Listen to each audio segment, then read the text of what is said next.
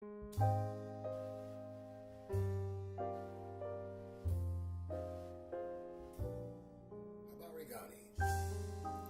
Mainduga Nadada. This your Renduga, your elder, Abu Amin Ra, slave named John Brinson, coming to you once again. My brothers and sisters, I'm coming to you today primarily to voice how I feel about the current situation of Donald Trump, white people, and the non-white people in the USA. My brothers and sisters, listen.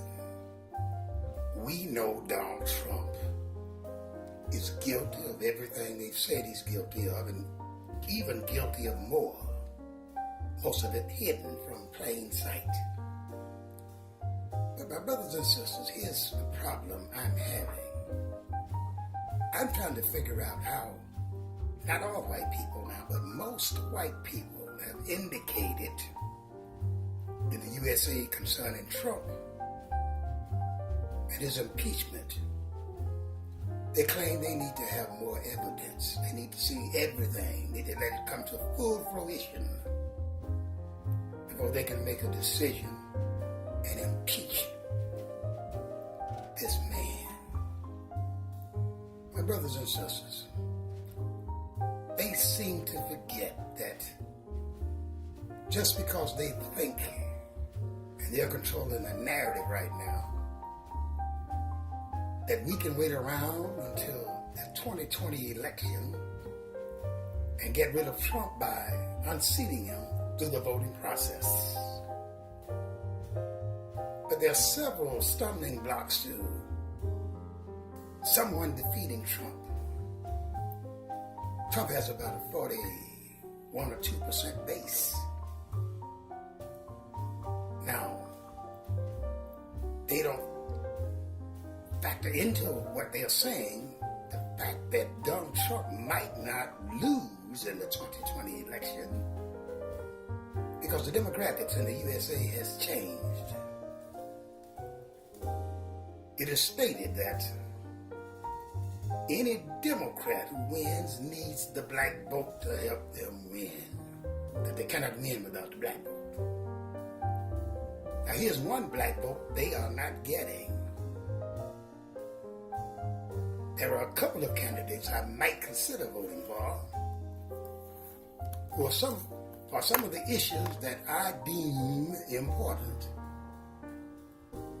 That's Kamala Harris,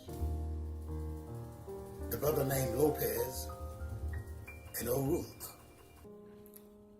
I didn't mention Bernie Sanders because Bernie Sanders has a nice program and policies he wants to get developed. But one thing I don't know where he stands on reparations when it's placed on the table. And I can assure you, but after 2020, reparations are going to be on the table, my brothers and sisters. Ain't no doubt about it. Now, Kamala Harris says she's for it. O'Rourke says he's for it. Lopez, I think I'll have his name right. I hope I do. If I don't, forgive me, Mr. Candidate. But you know who I'm talking about. They all stated they would consider reparations and be for it if it's on the table, and it shall be on the table, I can guarantee you. Now let me ask you this, my brothers and sisters. This is one black vote they're not getting unless they're for reparations. That's number one. Plus free health care for everyone. An increase in wages, equal opportunity for every citizen in the United States, allowing those people who flee to the USA looking for asylum from Central and South America to enter just like they entered and took over this country from the indigenous people who were here. Now, brothers and sisters, I want you to ask yourself this one question. This will resolve it all right here. Now, if this had been Obama, and he was charged with doing the same things that Trump had done, do you think there would be any debate going on right now? Do you think he'd be in office and they'd be debating about waiting until he is elected out of office or someone is elected in over him? Hell no. They would kill him or kick his ass out of office. Come on now. Let's face reality. Let's be real. Let's take our heads out of our you-know-what so we can think properly. Now, once I hear from all the white candidates, and the man who was Obama's vice president, he stated a long time ago he's not for reparations. He's not guilty of it. It's not his fault. So he's not in the picture at all with me, my black vote. I don't know about anybody else unless he publicly admit that he was wrong and he's going to change it and he's for reparations if it's put on the table, which it shall be, I can guarantee you that. So my brothers and sisters, listen. We know what the game is all about. It's about the narrative. Who controls the narrative? Talking about unseating Trump in the 2020 election. Now, they must consider this in that equation. Suppose they do not unseat Trump. Suppose he remains in office. That means we have to tolerate 4 more years of this criminal activity. And the ones who are going to lose the most are black people. Africans who were transported here to serve as slaves and gave their labor for 255 years. We're going to lose more than anybody else. My brothers and sisters, listen. Let's stop playing games. Let's get Trump out of office. Right now, he doesn't need to be in the office. He's not patriotic toward the country, that's number one.